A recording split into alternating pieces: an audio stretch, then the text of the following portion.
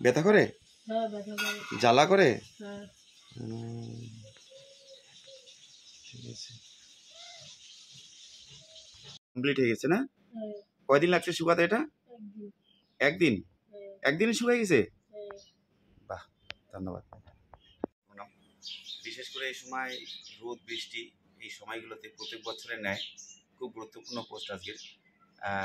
Acid পোকা নামে পরিচিত। বিশেষ করে এই পোকাগুলা ঝোপঝাড় জঙ্গল এইসব এলাকাগুলোতেই বেশি দেখা যায়, কিন্তু এখন শহরাঞ্চলেই বিল্ডিং বাড়িতেও এখন এই পোকাগুলো উড়ে আসছে, যেরকম পাখনা থাকে ওদের। আমি ভিডিওতে দিয়ে দিব ছবিটা। এরা কী হচ্ছে, বিছনার মধ্যে পড়ছে।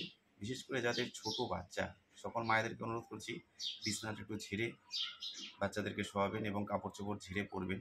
এটা যেখানেই বসে যাচ্ছে ওই লালাটা লেগে ওখানে ইনফেকশন হয়ে যাচ্ছে, খুব ব্যথা এবং 2 থেকে 5 দিন খুবই মানে বেদনাদায়ক সমস্যা তৈরি হচ্ছে। তবে যদিও ভয়ের কিছু কারণ নেই, কষ্ট যদিও হয়, হোমিওপ্যাথিতে 2-1টা ওষুধ আছে, 2-3 দিন অ্যাপ্লাই করলে পরে ওটা শুকিয়ে যায়, কিন্তু খুবই বেদনাদায়ক। সকলে একটু সাবধানে থাকবেন এবং বেশি অতিরিক্ত কোনো অসুবিধা মনে হলে আপনারা হাসপাতাল এবং মেডিকেলের সাহায্য নিতে পারেন।